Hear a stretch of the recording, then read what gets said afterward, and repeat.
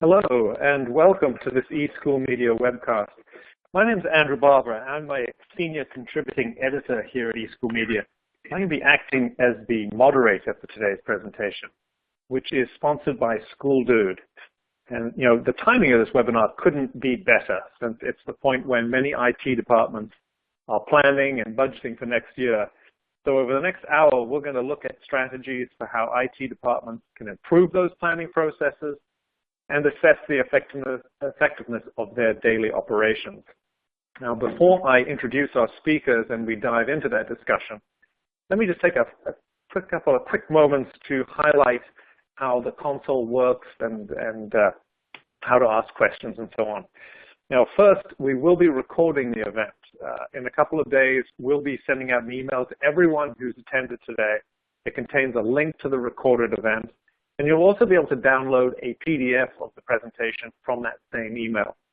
And second, as I said, please ask questions.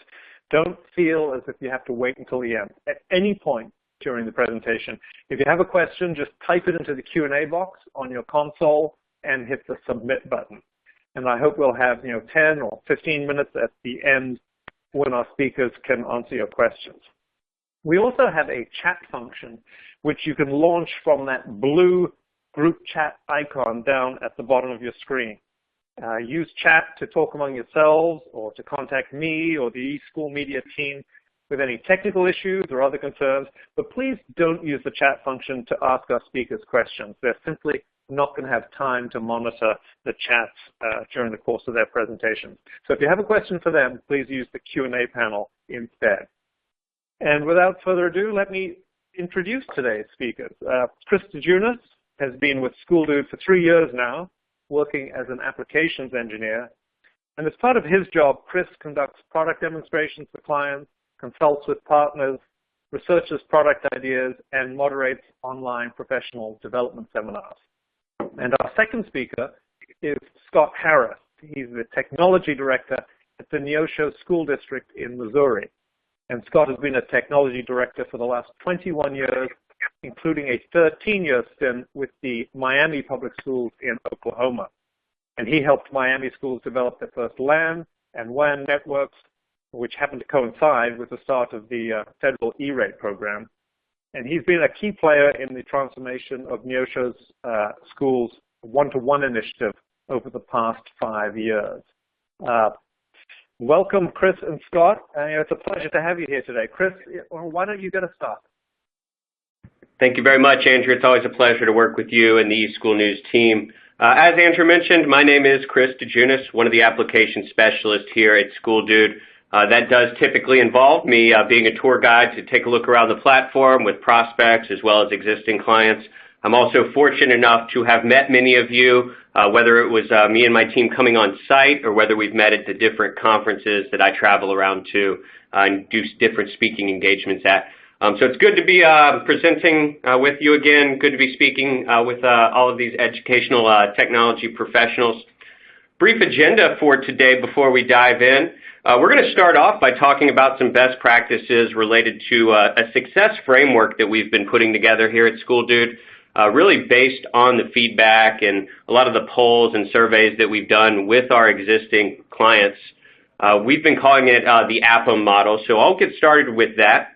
Once we move through those slides, we're going to have Scott join us to give us a bit of a rundown, a bit of a case study on how he's used some of the items in that model and in that framework within his district there. Really looking forward to hearing some of the items that he's going to discuss with us. After that, I'll be joining back in, and I know many of you have heard some rumors about us having a new technology suite that does include a new help desk. I am happy to confirm those rumors are indeed true. And a little bit later on, I'm going to give you a sneak peek of what that platform looks like. We'll touch on a few slides that discuss some of the features we've added. And if time allows, I'm also going to share out my screen so I can show you firsthand what that new platform looks like, how we've integrated asset inventory into the ticket approach. All right, so as Andrew mentioned, you do have the chat functionality. You do also have the ability for the Q&A, so please utilize those features and functions as we're getting going here. All right, so to start us off, I just want to pull up really what I consider to be Let me push this out to you there. Make sure we get this going. There we go. All right, everybody should be seeing a map coming here. All right, so here at School Dude, we really have been around in this space for a long time. We've been in the educational operations space for about 15 years. Many people knew us as a maintenance work order system early on. We did progress into event scheduling and obviously an IT suite of tools along the way. I really wanted you to see the impact that we have on the educational landscape across the country here with this map, because this is the feedback that we used to develop our new technology platform. You can see in just 2016 alone there, we had over 2.6 million IT tickets come through our platform. Those are the people's feedback that we were using to get this set up here. All right, and moving on through here, I also wanted to bring up that we've really changed the way that we do our development here at School Dude, which has allowed us to really bring these new ideas and these new platforms to you in a much more efficient way than we've been able to previously. So if anybody's interested in learning more about how we're doing that, I encourage you to also join us for any sort of private webcast so we can get into those details. So let's get started with some statistics here. We're going to talk about that success framework that I mentioned earlier on. And to get started, I figured I'd pull up some government-based numbers from some different surveys that we are often keeping track of so we can keep on top of trends that are going on within the industry. And if anybody's not seeing those slides that I'm pushing out to you, please feel free to let us know as we're going through there. But here we can see pretty much unanimous across the board. Technology is here to stay in the classroom, right? I don't need to be telling you that. Everybody here is well aware of those trends as it impacts your daily roles and your daily lives there. About almost 100% of teachers agree that having a significant role with technology in the classroom there. Open source, open resource learning tools are being used more often in the classroom. But really the message is clear across the board. We have to figure out ways to become more efficient with this technology. It's not going anywhere in the classroom. It's extending into the homes even after schools. So let's talk about the types of challenges that this new wave of technology coming into the classroom, all these devices that are showing up on our networks.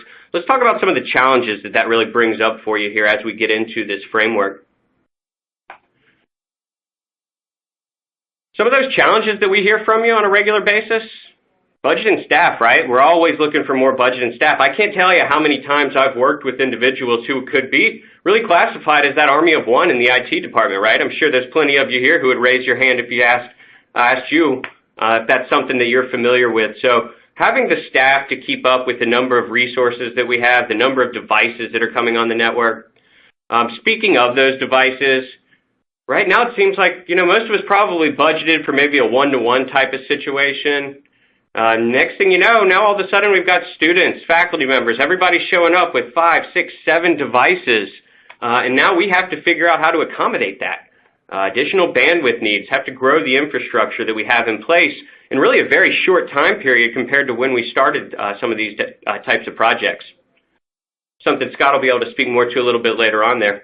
And then of course time, right? The more devices that we have to figure out, the different environments that we have to bring together, interoperability of different systems that may be required, that takes time. And then that perception gap, that's something we're all too familiar with, right? Especially in IT here, we can do so many things behind the scenes. People may not see us out and about like they might see somebody in maintenance and facilities fixing a broken window or taking care of a leak. We can do a lot of things without them necessarily seeing us there, which is good and bad. It establishes that perception gap in which we have to overcome. Really helps to have data to paint that picture, show people what it is that we're actually doing so we can provide that customer service. So with those numbers and with these challenges in mind that we're seeing, let's talk about the framework that we referred to earlier on here. You'll see we're using the acronym APPM to discuss this, and it stands for Assess, Prioritize, Plan, Execute, and Maintain. It's a circular model because really in order to execute this properly, you need to be relying on each of these previous steps. You could start anywhere in this life cycle and really start utilizing this as a guide to make sure you're operating efficiently, keeping your eyes on those priorities and plans that you've put in place without letting things break down in the wild as you start moving through your school years and actually having to roll out these different projects and things that you put in place. So I'm going to go through some examples of these different steps within this life cycle model here.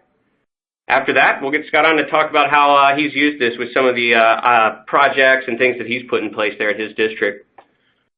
So to get us started here, let's talk about the assess portion. We get more and more traction with this, and really it boils down to you need to know what's on your network. You need to know what you already have in order to plan for the future, right? And I'm not just talking about hardware and those devices. Obviously, we need to know that. We got to figure out the age of assets we have. What sort of life cycle are we talking about here? How many times have we been working on these machines? Where are these machines located? Do we have these under warranties? Are we going with third-party warranties to try to extend the life cycles of these even after the manufacturer warranties are done? So really figuring out what you already have in place. Also on the software side of things there, are you within your license counts there? Are you outside of the realm of those service contracts that you have in place? All right, so a lot of things really need to be assessed before we can really start prioritizing and planning for what we're going to be doing later on in the year. So next up, as we assess, obviously that's going to lead to the prioritization of our plans that we're going to have moving forward. And there's really numerous ways to roll out these different types of priorities daily, right? We're going to have different priorities daily, quarterly, yearly, right? So there's different types of ways to set these priorities. On a daily level, I think we can all agree, what comes first? The customer, right? We got to provide customer support. We have to do that customer satisfaction. And really what that boils down to is, are we helping the students and are we helping out the classroom as much as possible? So prioritizing on that day-to-day basis with the customer being first in mind is really going to have a trickle-down effect to our planning and how we're executing later on.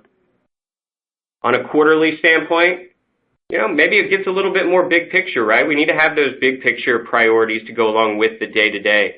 So figuring out what we're doing. Are we operating efficiently? Are we able to reduce our faculty members' workloads by maybe getting more systems to work together?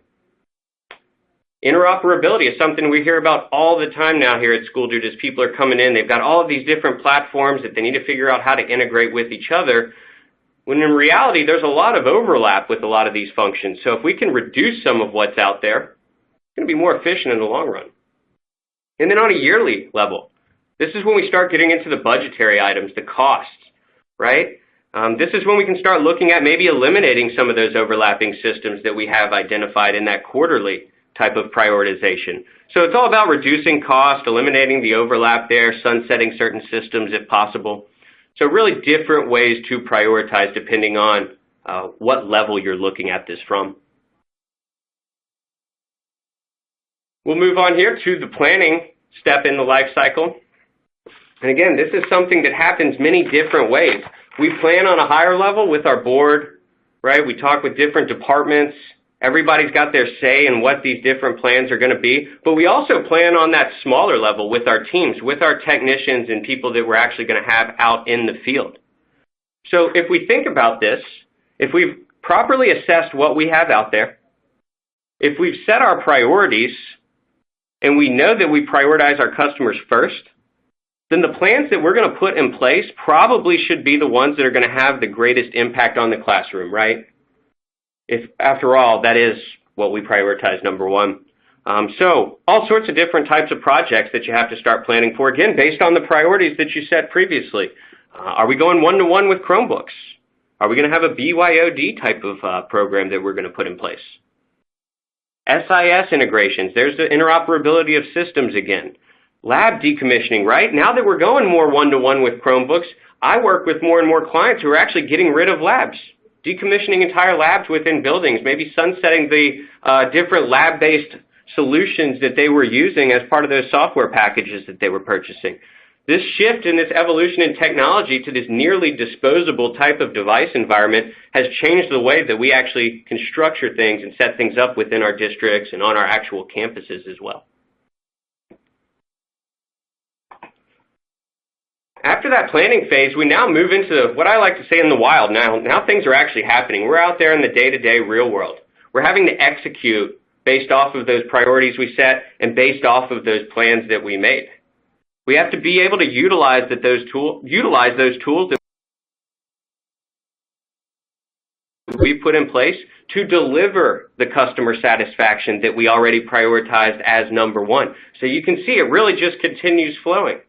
We're going to be executing based off of plans we've made, based off of the data that we assessed earlier on. If we haven't assessed good data, there's a chance that we step in that pitfall of having set up incorrect plans based off of incomplete or inaccurate data, right? How many people have started a larger project, maybe like a network upgrade project, not realizing that they were going to see an uptick in tickets related to students breaking devices that week? Well, if you have a system in place to accurately assess what's going on, again, not just hardware, but the tickets tying to devices and how many times we're working on things, then we should have been able to figure out that this week we knew we were going to have a 20% spike in tickets because historically, looking back at our data, we could see that trend and we'd be able to pick it out. We'd be able to plan for that as opposed to now hitting that landmine.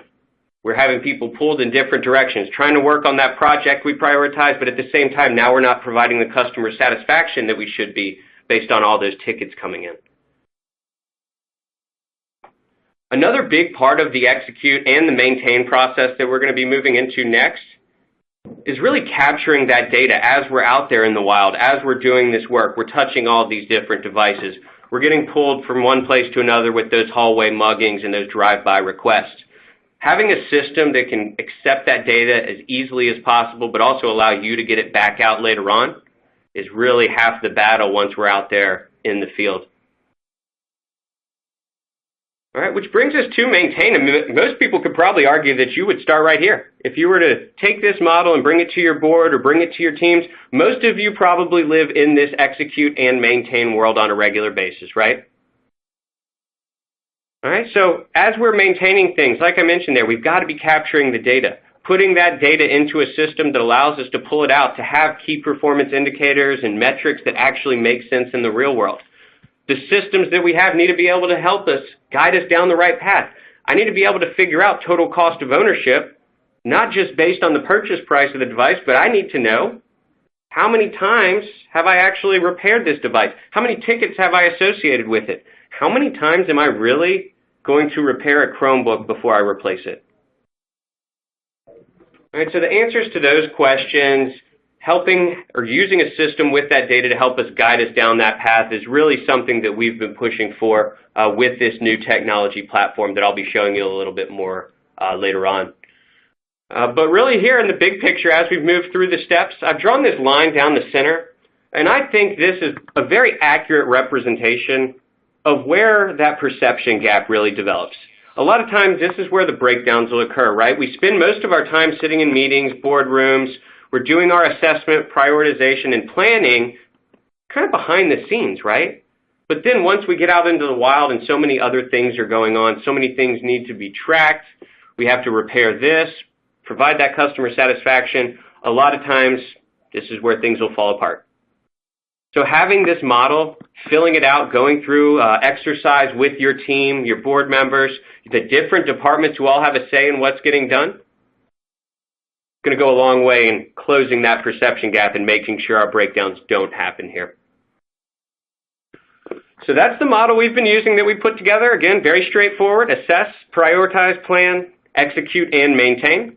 With that in mind, I'm going to go ahead and turn this on over to Scott, who's going to share with us some of his experiences and some of the different projects and things that they've done at his district.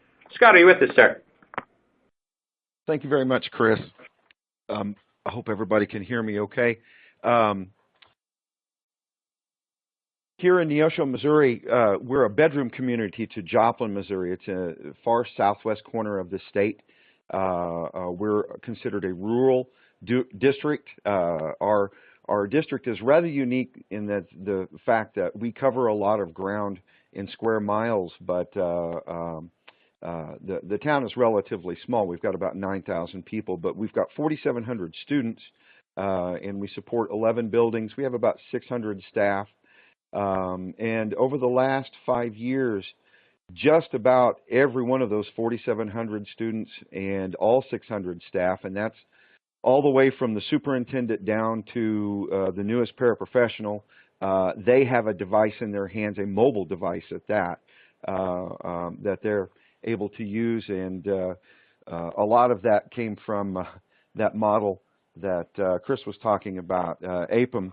And I wish that I could say that we use that all the time exclusively, but when we really put our minds to it, that's what we always fall back to. As far as my team here, and again, I'm just giving you a case study of this small school district here. With those 4,700 students and 600 staff, I have myself as a director, a network admin, a systems admin, a database administrator, whose basic function, of course, is our SIS, which we're a Power School. I have a Chromebook coordinator, and then 4 technicians, one of those being exclusively a Chromebook technician, and then 3 general techs that cover the rest of my buildings. And it's that from all the feedback that I've gotten from the different school districts and directors I've talked to around the country, that our team is about an average size. I think I wish I had more staff. I know everybody wishes that they had more staff. As far as priorities, and in relation to this particular topic on planning and prioritization and executing and maintaining, our day-to-day operations are basically to resolve work orders and put out fires. We always try to be proactive rather than reactive, but as any tech director will tell you, that's wishful thinking. We by our nature are reactive because we're a service department. We take care of problems.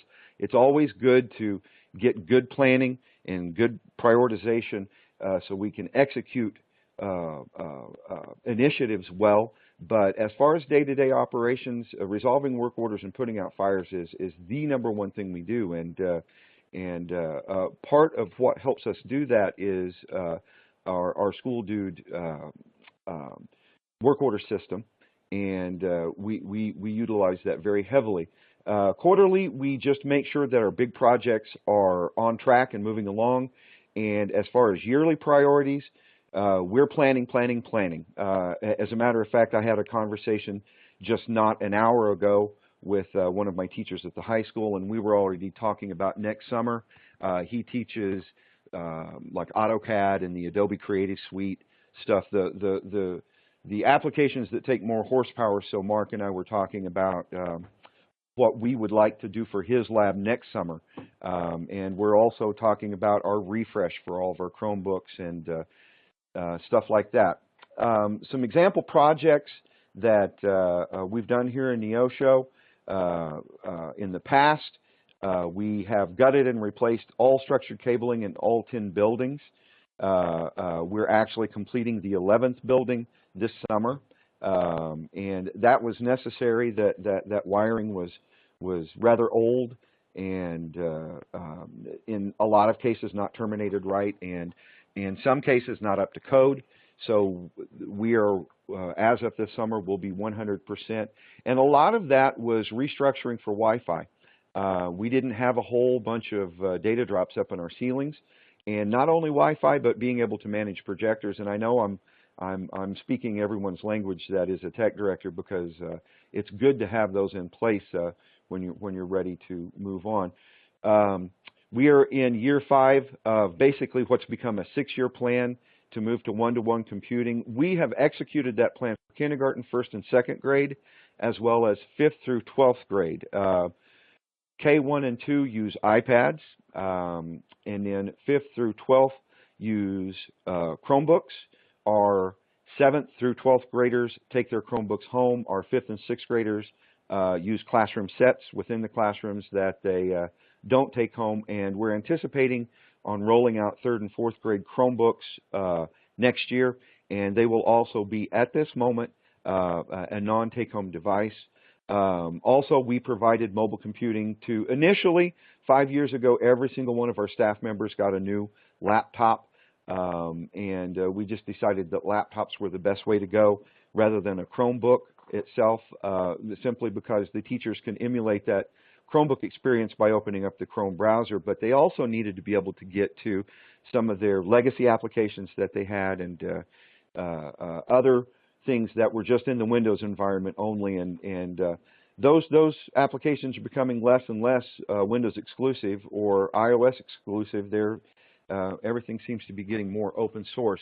Our future projects are to overhaul our AV systems in all of our buildings. We're in the process of doing that right now. As I mentioned, we want to complete our one-to-one initiative. We also are looking very seriously at the digitization of all of our documentation district-wide so that can be indexed, easily accessible, and more importantly, redundant. You hear all the time, unfortunately, about schools losing critical documentation in a structure fire, that they just never had the time or the money or the resources to digitize those things, and that information is just lost. So that's a real high priority for us, even though it's the main holdback there has been that's rather expensive. And then a system-wide unification of all of our accounts. We're currently in the process of rolling out a product called ClassLink for single sign-on. That's just one of many that are available out there. We felt like that was one that was a good fit for us, but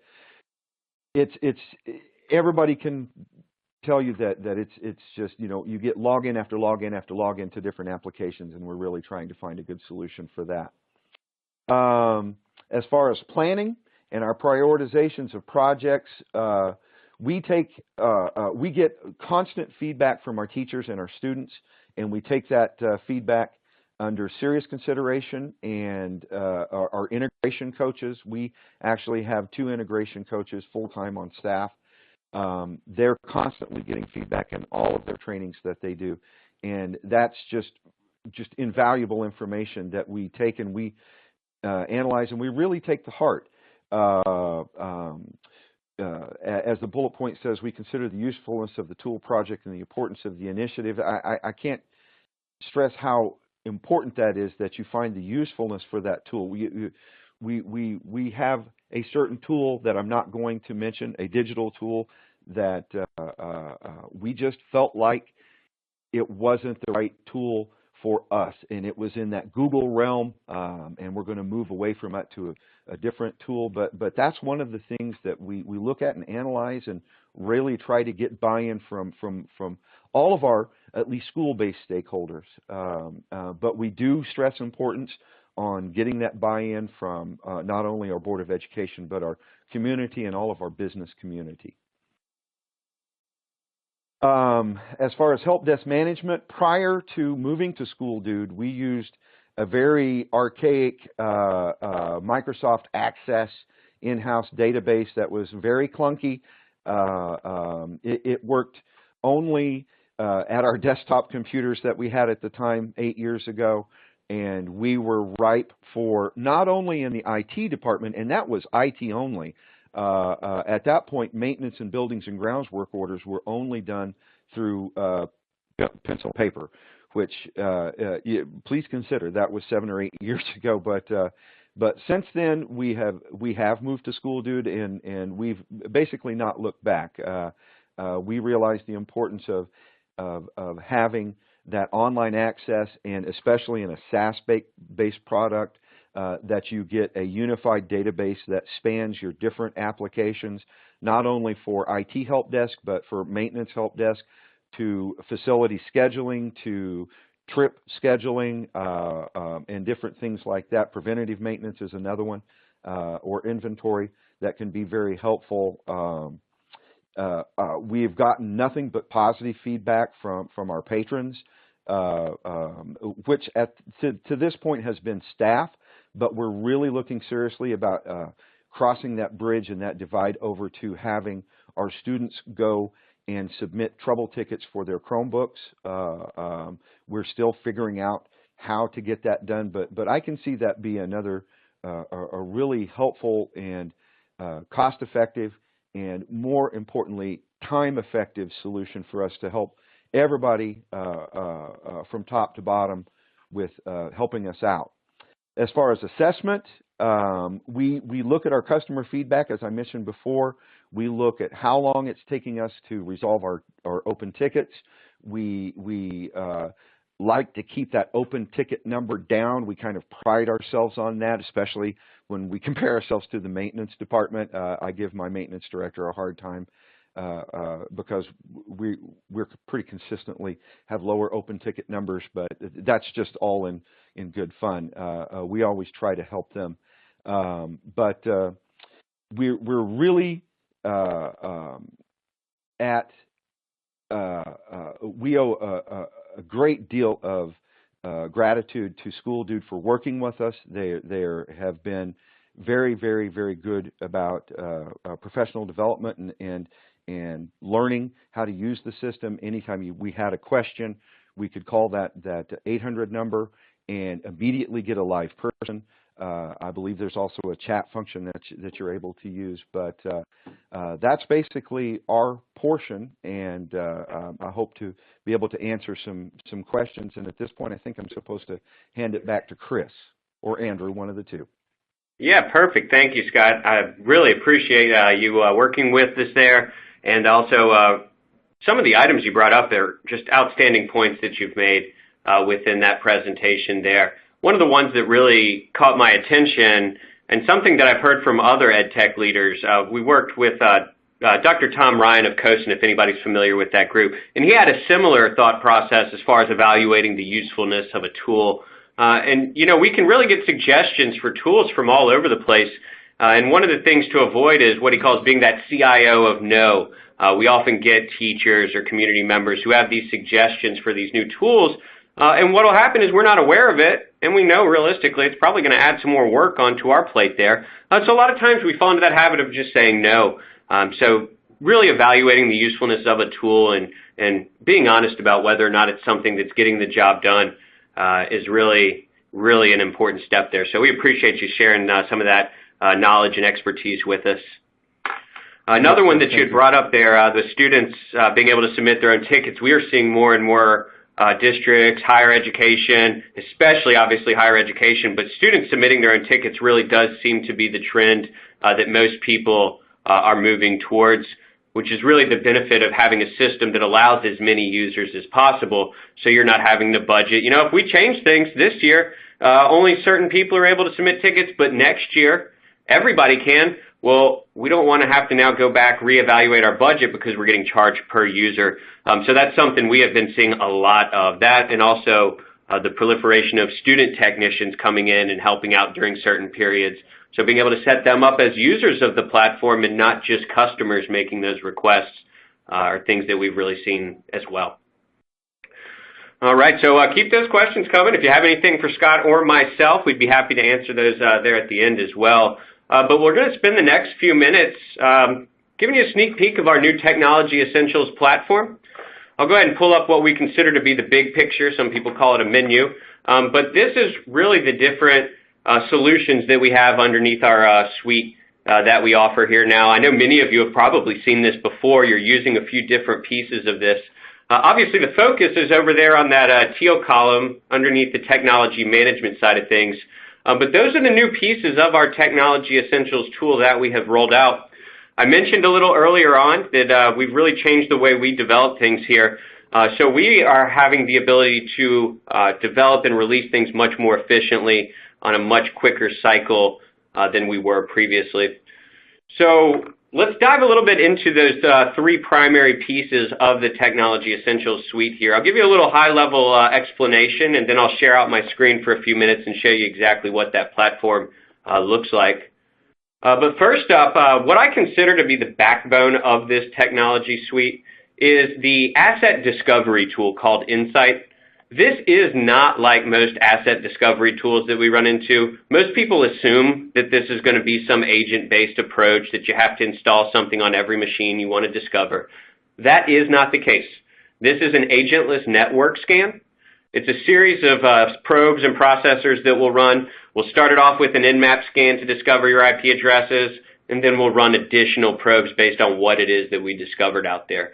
The idea is this should be your one-stop shop for your different hardware and software inventories.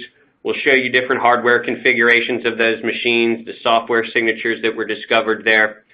This platform does also do warranty discovery for some of the heavy hitters in the manufacturing realm, your Dell, HP, Lenovo, that sort of thing. But another big piece of this, especially with educational technology departments I work with, nowadays y'all are responsible for tracking everything that has a plug and even some things that don't.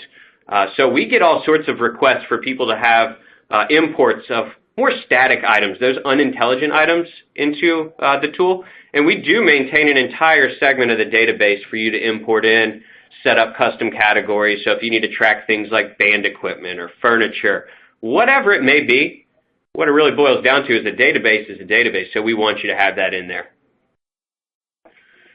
All right, so that's really, again, what I consider to be the backbone of our new technology suite.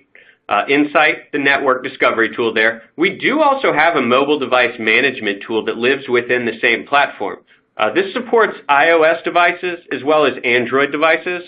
The big difference between Insight and the mobile device management tool is NDM actually pushes a profile to the device.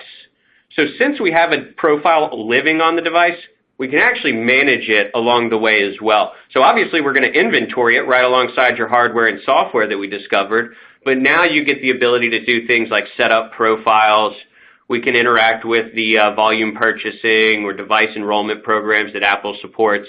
So if you need to push out bulk licenses or if you need to lock down certain functionality on devices, we've got you covered there.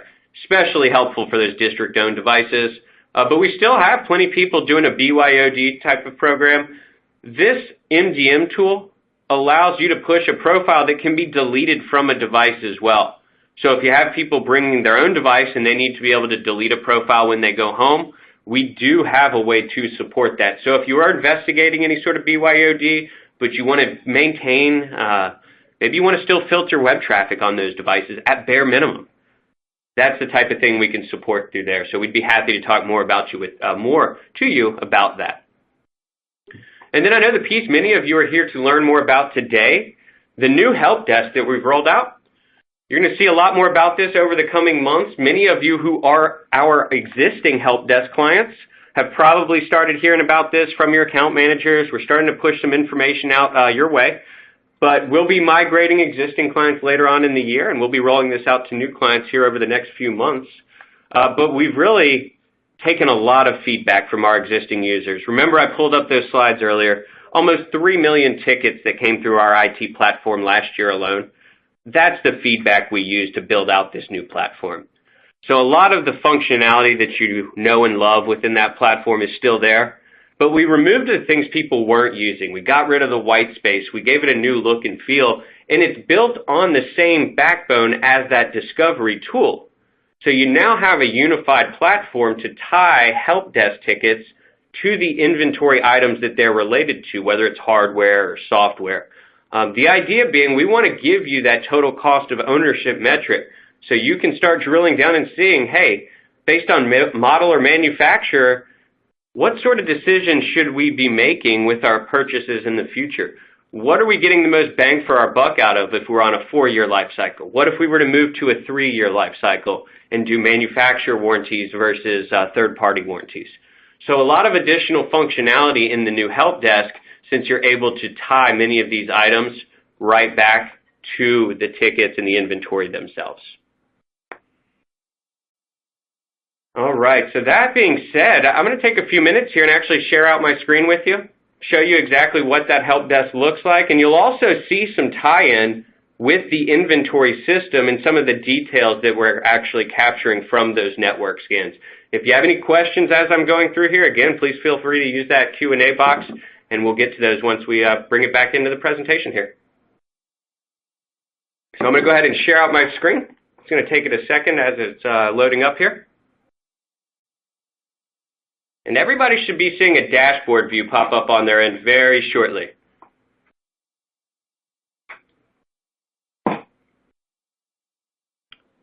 All right. So what you see in front of you now is the admin dashboard view that we've set up for the new help desk. We've broken it out into a few different dashboard views for your convenience. You'll notice you no longer have to scroll down an extended page like you might have done previously with our help desk. What we're trying to do here is show you the key pieces of your help desk operation right here on one convenient view. So in the upper left, you're going to notice open tickets color-coded based on the status that they're in. In the upper right, you're going to see your technician's workload. Again, color-coded based on the status that you have things in. You can actually interact with these charts as you navigate through the platform now. That's something that we did not have the ability to do previously. So let's say a basic example here, my technician Josh might have gone home sick. Well, I can actually see what Josh is up to at a quick glance. Now I see he's got a work in progress. If I need to reassign this, it's now as simple as clicking on his chart, seeing the details related to what he's doing right here. I can drag and drop these columns into whatever order I want, and I can also edit things in line now. So if I want to reassign this from this view, I can reassign that to myself, and I can even change the status if I've gone ahead and completed that right here.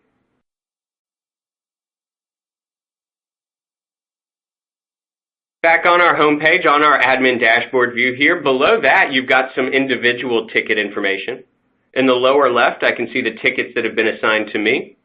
While in the lower right, I can see the most recent tickets that have been submitted. Great way to pick up on trends, stay on top of what might be unfolding on the network there. Good way to see if you have something popping up, like an email issue at a certain location. You can proactively maybe think about sending a network guy out there to see what's going on. Now, one of the questions that we always get is, what about my technicians? And the feedback from them is great. Pretty much across the board, they had the same thing to say. These dashboards are great for my boss. Give me a list of work that I'm supposed to do, tell me what the problem is and where it's located so I can get on with it, right? So for your technicians, we've set up what we call the ticket list. And with this default view, they'll see all of their tickets, but they can also start customizing this based on whatever their role is or maybe what they're supposed to be doing that day. So we can now drag and drop all of our columns. Let's say the technician wants to play favorites. So they're going to bring the requester up to the front. After the status, maybe they want to see the description of the problem. So let's go ahead and bring that over there. And you know what? I like to always sort my list based on priority. So you can now click on any of these column headers to also sort your list as well. Now, if I want to see my list this way every single time, I can hit my personalizations button down here at the bottom. That allows me to save my customized view without impacting anybody else's view in the platform. Even if we have the same technician role, it will not impact anybody else's view. Now, some of the additional features that we've added in here, you're also going to see a filter button in the upper left there. Each one of these new custom views is going to have this filter button built in. I can now expand this out and I can filter my list down based on any data point that the help desk is tracking. So some examples that we get questions about all the time. Maybe I need to quickly locate my printer problems. Just add outlines to your filter here. So I'm simply going to say work type is, and here's my custom list that I've set up. You can now set up all of your own work types. You're no longer limited to the pre-built ones that we've put in the system. That's a big change for most of you that are using our existing help desk and something y'all have been asking us about for years. That will carry over to your request page as well. You're no longer limited to those problem type icons that we had hard-coded in the system. So now that I've set up my filter, all I have to do is run it here and it quickly identifies those 3 printer problems that I had assigned. Another example here. If anybody's using our purpose codes in the existing platform, you'll be happy to see that we actually carried those over here as well. All I'm doing is filtering off my purpose code as student break fix. Now, if I want more information about this ticket, all I have to do is click on these dots, and it's going to show me the entire ticket now embedded here. Status is a customizable list moving forward. The color coding that you've been seeing is based off of the priority field here. I can quickly see who this was assigned to, and if I need to reassign it to somebody if it's still open, you can now just start typing and it's going to pull them in for you. Below that, we've got our ticket details. I can see the location of the problem, the building, description, and the work type that they selected. And speaking of these requests, we're actually rolling out an email to ticket-based system to go along with the new request page. Again, another feature many of you have been asking for. You have certain employees or certain faculty members that just can't figure out how to submit a form, right? Well, now they'll be able to send in an email. We'll designate an inbox for you.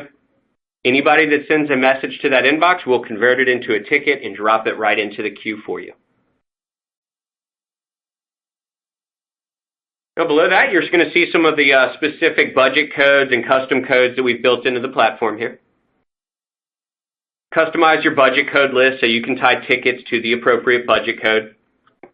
If you want to add additional details to your reporting, I highly recommend utilizing the purpose codes here. You're all very busy people. You don't just do things for the heck of it. There's probably a purpose to why you did it. So these are some of the more popular examples that I see people using. And then you'll also see the tie-in with the asset here, right? We keep talking about total cost of ownership after all. So here I can see what asset is tied to this ticket since this one's already closed out. Now, if I want additional details about this asset, remember, this is built on the same platform that our inventory discovery tool is. So I'm one click away from seeing all of the hardware configurations, tech specs, software, and ticket history for this machine right here. So all I have to do is click this. And here's all of my details that were discovered from that discovery tool. So now right here, embedded within the help desk, I can see the location of this machine. I can see who this is assigned to. If you need to loan out machines, we can pull in your Active Directory or Google Directory user groups with LDAP pings. I can set the status of this machine, so if I'm loaning it out and I need to check it out, I can customize my different statuses. Here's our hardware details that were discovered. Network details to go along with it. And we do also have a budgetary section. I know a bunch of you have spreadsheets upon spreadsheets with all different types of details and fields that you're tracking related to these assets. Import it in. We want you to start importing in details like that. So again, you have the one-stop shop for everything that you need to know. You'll notice additional tabs up top. So if I want to see the software titles, I've got them right here at my fingertips. In fact, I can even do what's called an on-demand scan. I can do an on-demand scan of just this one machine, and it's going to show me the most up-to-date software that's been installed on here. So I can start figuring out, hey, did something make its way onto this machine that shouldn't have? And then finally, up top in these tabs, you're also going to see your ticket history. So we're pulling all of the tickets from the help desk that have been assigned to this machine. You know, if I see 15 tickets with the same exact problem from the same faculty member, that's probably going to change how I address the 16th ticket that's waiting in the background there for me, right? All right, so that's a sneak peek of just some of the information that we're capturing with the discovery tool and how it is actually now integrated in with the help desk. You'll also see the ability to track labor, purchase, and material costs down here at the bottom as well. If these fields are not relevant to you, you're now able to hide or collapse entire sections so you don't clutter your page layout. Very customizable in that sense. All right, so those are just a few of the items I wanted to touch on with the new help desk there, give you a sneak peek of what this new platform looks like. Anybody that's using the existing help desk out there, I think you can see very quickly that we've been hard at work and really doing a lot with this new platform there. So I'm going to go ahead and hop back into the presentation. I think we have a poll question that we're going to push out here to everybody, and then we're also going to answer any questions that may have come up along the way here. So let me go ahead and pull this up, and let's see what sort of questions that we have coming out. Chris, Scott here. I just wanted to interject a little bit and say that I was fortunate enough to see Helpdesk prior to release, and I, as an existing SchoolDude user, I can once I got used to the new layout, it's about 500,000 times more useful than the old one. So I just wanted to throw that in there. I really like where this is going and the flexibility that you all give us in helping to add more information and resolve work orders more quickly. So just my 2 cents worth. Thank you. Exactly. Yep. Thank you very much, Scott. We appreciate that. And that was really the goal. I like to boil it down to we minimize the look and feel, and we put the things that you are asking for in places where they're easy to find, so it's efficient for you to use this without having to dig through all sorts of menus there. Absolutely. All right, great. All right, Andrew, well, I think I'm going to go ahead and turn it back over to you here and see if we've had any questions come up. So let me go ahead and push this out. All right, well, terrific. Well, thank you, Chris, and thank you, Scott, for a great discussion about what you guys have been doing at Neosho. We have still about 10 minutes left, so let's get to the questions that came in. Some of them are for Chris, and some I think are probably better off being answered by Scott. But let's start with a question from Tammy, who and I'm going to turn to Chris for this one. I think it's probably in relation to tickets coming in. In your presentation, you talked about status, the status definitions. How do the status definitions get defined?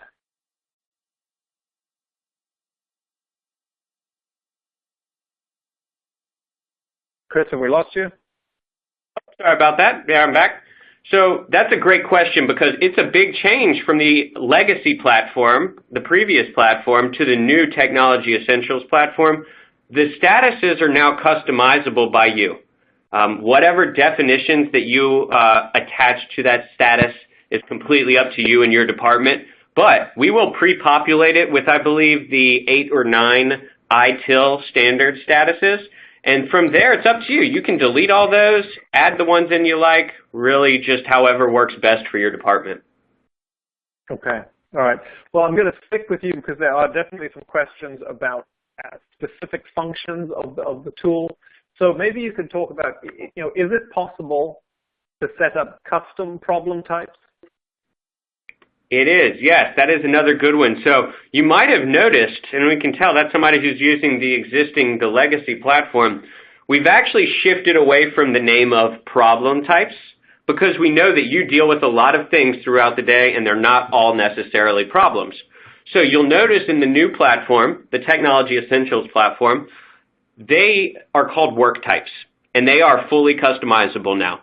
If you're using our existing help desk, I know you've gone through that request page, and we have those cartoonish looking icons. We used to have about 100 or 150 hard-coded into the platform that you had to choose from. They didn't get updated very frequently. They were very dated. Scott can probably attest to the fact that we still had pagers in there as problem types. So it has been completely changed to work type. It is now a fully customizable list that is entirely up to you. Okay, great. And what about talking about help desk tickets? Are you able to associate help desk tickets with IT assets?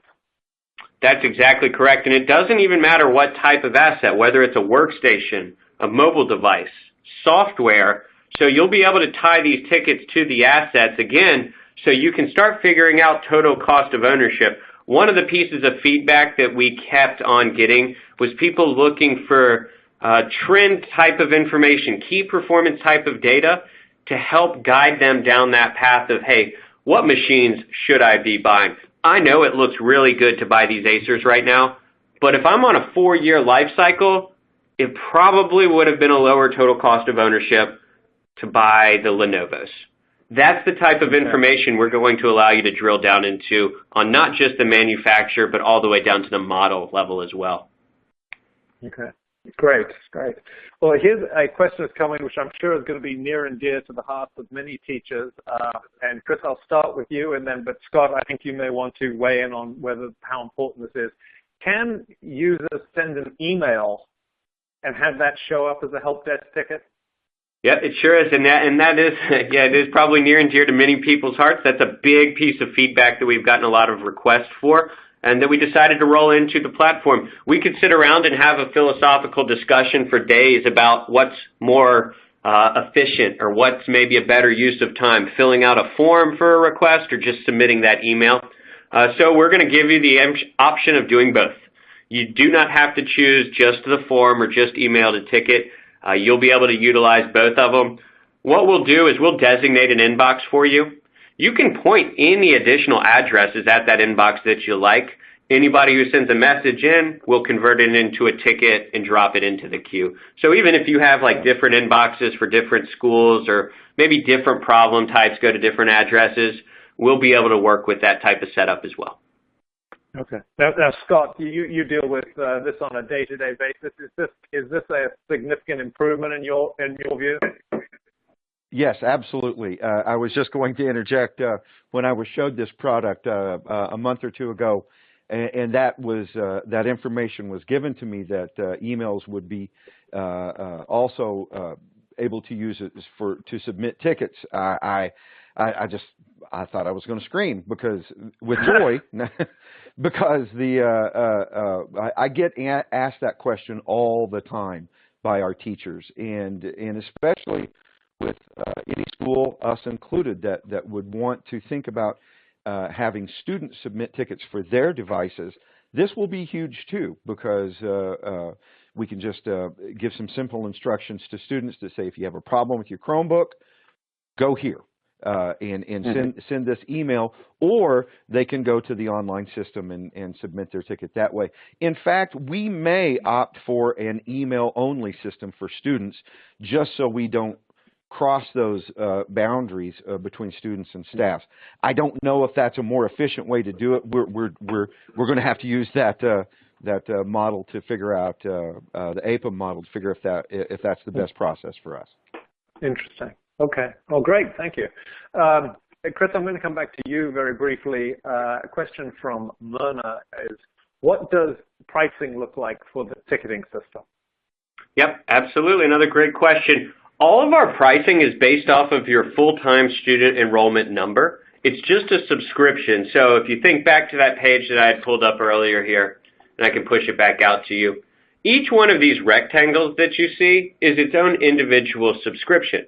So if we're talking just about the Technology Essentials Suite, you do not have to purchase each piece of the platform. Each piece does stand alone. So if you just have asset inventory needs or just need a help desk, we've got you covered for just that, and you can add the pieces on as you go. So we don't bundle them up to drive up the price. Full-time enrollment number is what we're basing that pricing off of. Okay, great. And we had a question from Ambrose about the Insight Discovery tool. And his question was, does this module also manage the security of devices for, updates, patching, and limitations on what individual profiles can do? Can you talk a little bit about that? A lot of those functions that you're touching on there require an agent to be on the machine. So at this time, we do not have an agent-based offering, which is something that we're evaluating having some additional functionality on later on. So for the time being, it is just that network scan. Where it does help you out is that with Windows architecture, we can discover where your vulnerabilities are likely to pop up. So let's say you're using something like SCCM to do your imaging and your patch management and your updates.